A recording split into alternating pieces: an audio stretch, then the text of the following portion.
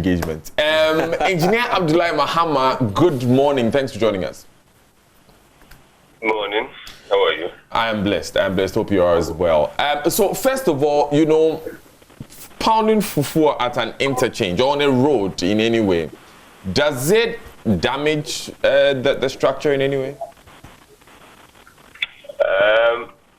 No, good morning to your viewers and listeners. I think it is a very awkward exercise because every vibration in a structural element has its own effect. But I want to say that this one would cause any damage to the bridge. But it is a very absurd activity to be carried out by somebody and the wife along the corridors of the interchange.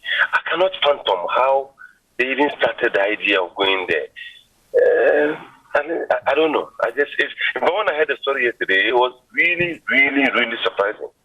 But just everybody, there's nothing going to happen on to the bridge, nothing at all. Okay, so if you have established these facts concerning it, I was just wondering, because this was on the pavement on the road itself, which was on the ground, and I know that the pavement blocks are arranged in a certain way. We could create spaces that water could seep through, the foundations under could be weakened on the road itself, not the bridge that runs over it, but on the road on the ground.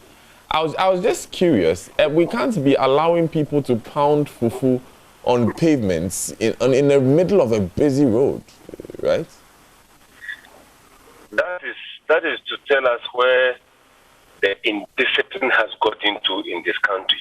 You cannot even decide to go and undertake such a process on activity on the highway. See, the constant pounding of the fufu would have an effect in that small area. But, you know, when the process, the ongoing construction started, there is what we call you see this machine called the Dynapa compactor. We used to do satisfactory compaction to about 98%. At that stage, there will not be any additional settlement to the soil, no matter how hard the woman's pound, because her pounding or his pounding will not be that effective, or about a few effect to the punching of the pavement. However, because they are using pavement blocks, some of the pavement blocks might not have achieved the strength of the designed the strength for the pavement. You know, so the pavement starts from 15, 20, 25, 30, 40, 50 MP, depending on the purpose of it. This is pedestrian, so the pedestrian will be within the strength of 20 kilometers per meter squared. So it's just not a good practice to undertake along the Pokuase Interchange. When people are arrested and we do not see finality to the punishment, people think that, so we can also start because we don't have money to feed our kids. That's a normal thing you hear when people are being taken away from the highways, along the corridors. Our children are about to go to school. They are reopening school next week. You don't have it. It is not a system that we have to encourage. One of your callers said that when people leave here and go to outside the country to go and work, immediately you get to those countries, you are conformed. It's because they have eliminated a lot of the human interference. The CCTV cameras would just get at you. There are about 6 agencies which are actually viewing those who have been offended the road traffic regulations. So it couldn't be that only one office is going to deal with you and that the other ones will not see. So once the system has eliminated a lot of the human interference, the system ought to work. And we've taken so much time. You remember my first contribution to this program when the Pokuase Interchange was actually commissioned? Yeah. I said the Pokuase Interchange would be very effective if, first and foremost, the crash in discipline along the corridors of the Pokuase Interchange is eliminated. Yeah. And this is one of them. Yeah, I remember very well. You go across the Pokuase Interchange on en route to Ofanko. I stated, and I want Joy FM to take it up. On the right-hand side, I said there are long trailers, some of them without their heads, which have used the shoulder of the highway, and they have been parking there for the past 8 months that I started counting, and they are still there as we speak now. They are taking over the whole shoulders of the road, narrowing the road. So when there's any damage or a faulty vehicle, that reverse flow comes all the way to Pokuase Interchange. And I'm told yesterday it was a similar one. It has been happening all through. The last time the Greater Regional Minister went there with the Minister for Roads and Highways. Before they got there, the North District Assembly had already prompted their task force to go and start cleaning the mess, human mess, where you have some temporary tables and chairs here and there. Those who are selling the food, those who are selling the food items, just along the corridor and taking over the highway. Now look at this thing. There's about 4 lanes. As we speak, unless the police are standing there this morning, before the bus, there's a very long bus stop, about almost 150 meters, very adequate for almost all the trotters to actually park, load and offload, and then move. But because they want to capture the passengers who are about 200 meters away to the bus stop, they all stand in the carriageway, take about 3 of the carriageway, and leave all other motorists with only one carriageway. If the CCTV camera is just there, and we have linked all these registration numbers from a DVLA to their banking system, this mess would reduce drastically. Abdullah, I want us to quickly pivot back to what our attitudes are doing for this issue about on this fufu pound and what can be done immediately. We understand we are trying to get some updates from the police. We understand that some people have been arrested. We'll try and get those details for our viewers before it's over. But Abdullah, hold on just a moment. We've been joined also by Joanna Chamel. She's a human dignity advocate. And Joanna, we've had a lot of conversations about what is right and what is wrong with the country. What do you think about this video when you saw it? What was running through your mind? Hi, good morning, Daniel. Can you hear me? Yes, I can. All right. Good morning, and good morning to your listeners as well.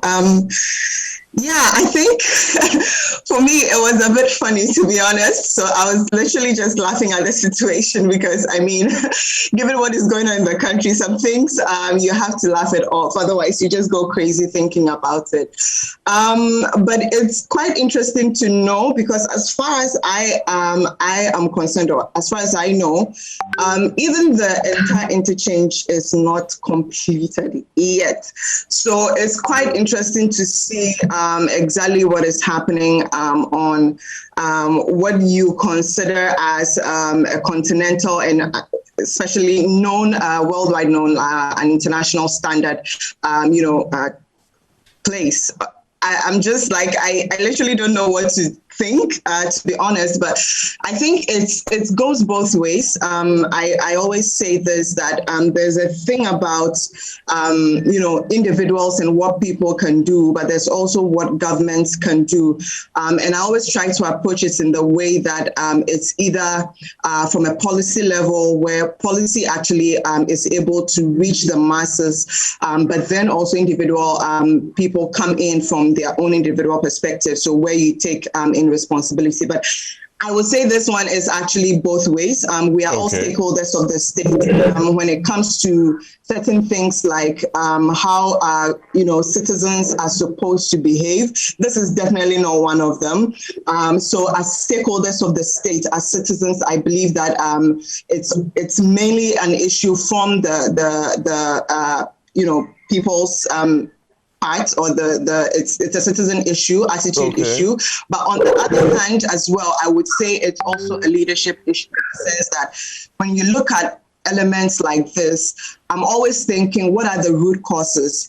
How can someone just pick up a mortar and a pestle, pick up like a whole, coal pot or gas, whatever, and then sit by the road and then be pounding fufu?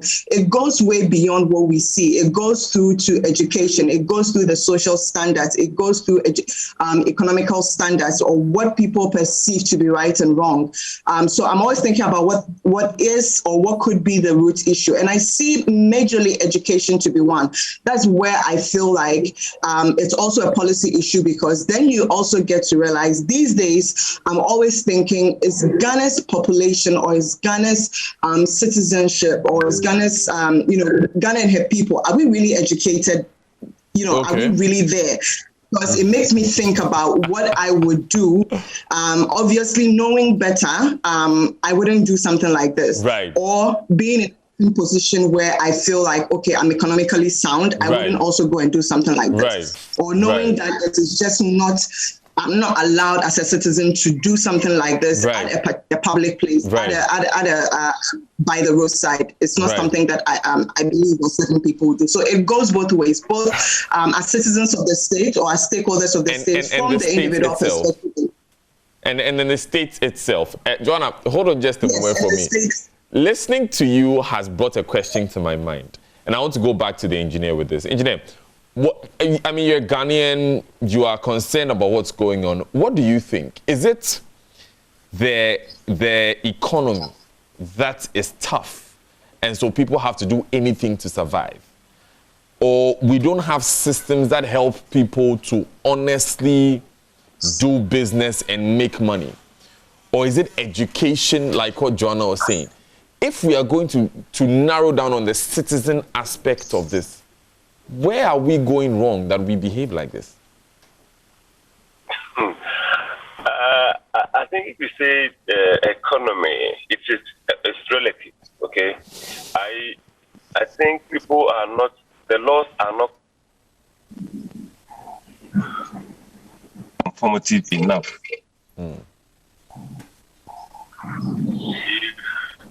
If the law be, every deemed to court, what the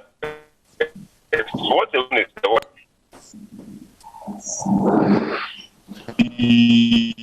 Okay, unfortunately, we seem to be losing your audio, engineer. We seem to be losing your audio. We will try and get back. Yeah, it looks like it's frozen. We'll try and get back to you when the line is clear enough. But in the meantime, let me just quickly... Is it okay now? Yes, it's okay now. It's actually okay now. You can go ahead. Right. She just commented on it. I'm saying that if you say economy is reduced every time to ensure that they will be doing the wrong thing. So we just have to, the education, the community-based responsibility, and then the way at which we approach very sensitive things or very important edifices or issues in the country. This is over million United States dollars property that we are yet to start paying.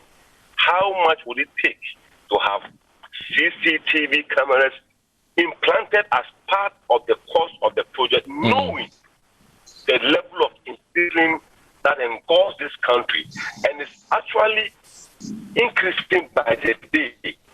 Let me just put, I have been observing, and like I said the last time, infants, I want to use the word infant because they are under 18. 14 years kids, 15 years, 16 years on this highway with tricycles and motorbikes. I'm saying this again. The increasing state of what do you call it? Youth, juvenile, doing commercial riding, Okada, tricycle, around this, within this corridor of the highway. It can only be that if they are not educated or they are not so informed, the institutions aren't also working. And if you don't take care and we allow this to grow across the country, where you see kids below the ages of 16 doing commercial business, high-risk business on the highways, kids driving tricycles around the Pokuase Interchange enclave. If we don't take care, and the institution do not start working of challenge ahead of us, because you see, like my coach was saying, there's a little of intolerance with lack of education. Because if you do not appreciate what it's supposed to be done, you don't understand that education, why you need to do this and we don't have to do, and you grow into that. Right. Come back and conform with the rules and regulations becomes very difficult. And these kids at the age of 14, 15, 16 are doing active commercial business, and the police are always watching. They want an MMDE, the minister, the coordinating director of the assembly, to instruct us and police before they act. That is where we are. Okay. Engineer, thanks so much. Unfortunately, the quality of the connection may have compromised our conversation earlier, but we are very grateful that you joined us, especially at such short notice. Let me go finally and wrap up with... One thing before you go. Yes, if the sound allows. Go ahead. Yes. I would engage your system, your studio, so I would take an inventory of Fankor from Sawam stretch. Deal with the assemblies. You know, the law states that before you do or you construct a structure along any parcel of land in Ghana, if that land is liable to flooding, you'd have to improvise or make an alternative to improve the situation before you construct, or the assembly allows permit to be issued. Now, I can see mushroom of highly, a lot of structures along the corridor in the swampy areas where you only see people raising the floor level to a appreciable level and inconveniencing all the other land around. When there's the small rainfall, the water inundates the whole area, but these people have permit. So I would definitely talk to your producer behind the scene, and we take an inventory of some of these. So when we start to deal with the assemblies who are issuing permits, knowing the law, I think it's going to work. We'll be excited to do that. Thank you very much, Engineer. We'll be excited to do that. Let me take Joanna's final comments on the matter. But we are not done with the issue. We are still reaching out to the police, still trying to get some clarity on that. And of course, you can have a bite of this conversation as well. So, Joanna, I mean, this really just started as a story in the news review, and it's carried through to this point. I just want to get your word on this matter. If you're looking at the citizen element of it, where do you think is the root cause? Why do we behave this way? Daniel, that's what I was saying earlier, that I feel that it worries me, to be honest, and I'm trying not to get into the zone because then sometimes I do get carried away. But one of the things that really concerns me is also why it is so important for us to basically be done with all the unnecessary politics and look deep into the element of actual development, right? I mean, this is not, as funny as it seems from the start, it's a disgraceful thing. I mean, if you're a family, it's kind of like being in a family and then there's something going on and it goes public that, you don't want, people to see how the family is kind of like not doing so well. This is something like that. It's telling of Ghana in very different ways. And for me, I feel that it's very worrying because when you look at the root issues, it's also a system that we have constantly recreated over time as a result of not prioritizing developmental issues, but then prioritizing these elements that we can just kind of like throw it off under the bus after 2 weeks and then it's like, oh, nobody's thinking about it again. But when you look at the issues of development and human dignity, because I really care about these issues. I personally believe that, the vulnerability of human beings should not be a public display. Joanna, I hate to do this. I'm really sorry to do this, but we understand we've just been joined by the Director of Public Affairs at the Ghana Police Service, We are hearing that there have been some arrests made in regard of this. We want to get some confirmation from him. So I hate to step into the middle of your sentence like that, but please pardon me. We'll come back to you for you to finish that sentence. You know, Superintendent Obeng is a very busy man. Thank you very much for joining us, Superintendent Alex Obeng, Director of Public Affairs. First of all, congratulations on your move into that office. We know you do very well. This is the first time we've spoken to you since you went to that office. Thank you very much. Right. We are hearing, and we have these unconfirmed reports that some arrests have been made in respect of the fufu pounding incident at the Pokuase Interchange. Is that correct? Good morning, and thank you for the opportunity. Yes, a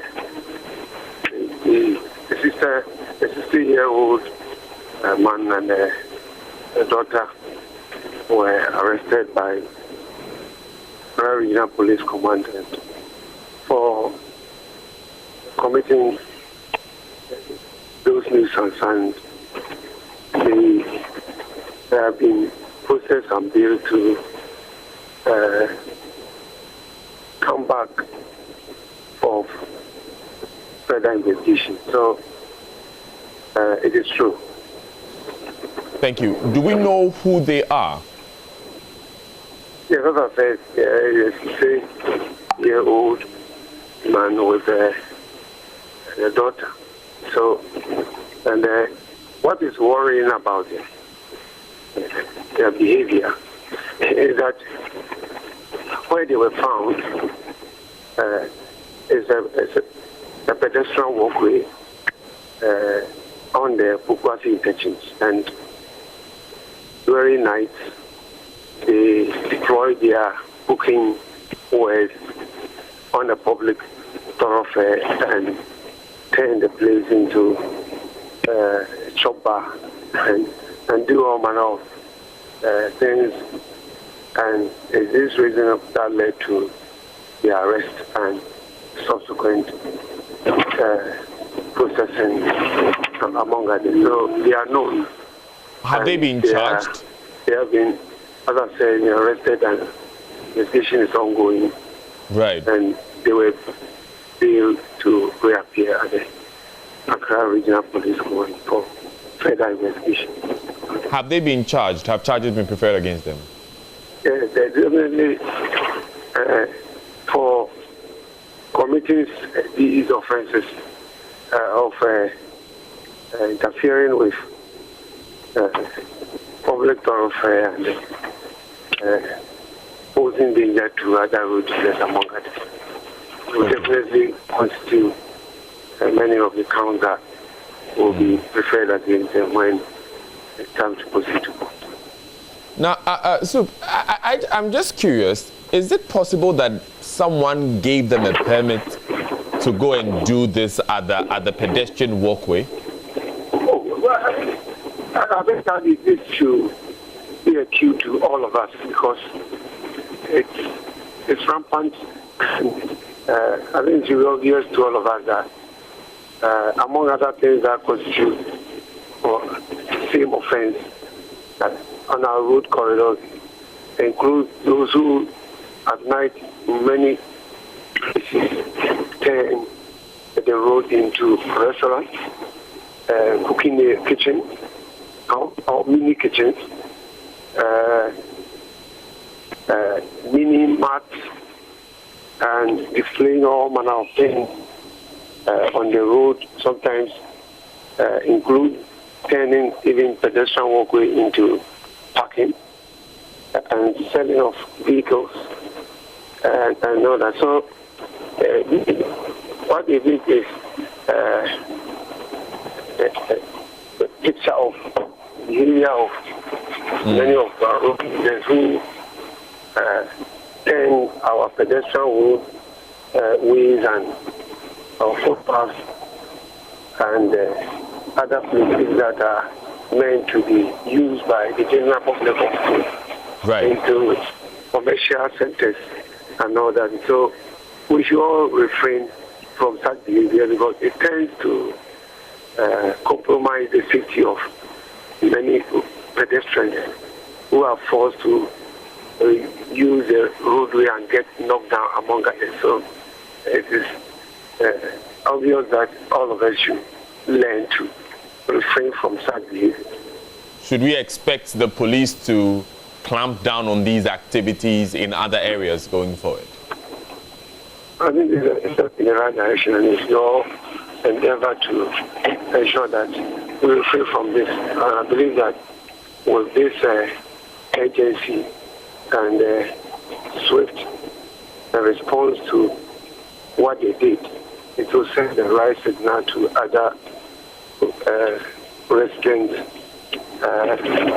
who intend to turn the road into a marketplace among others to refrain from. Yeah, but I'm asking that beyond the signal being sent, will the police attempt to at least bring some sanity, even if you're not sending every single hawker on the street or every single seller on the streets away? Can we at least bring some sanity to the streets of Accra and the other major roads in the country? I think obviously, if you look at what's happening in Accra and elsewhere, there seems to be a proactive measures to sanitize the environment. And it takes all of us, because it is happening in Accra where the policy is getting Accra to work again, and around the same time, one individual will get up and go to a newly constructed facility and turn it into a mini kitchen and all that. It takes all of us. So police, together with our stakeholders, will do. It also takes all of us as individuals to ensure that we don't take the law into our own hands. Right.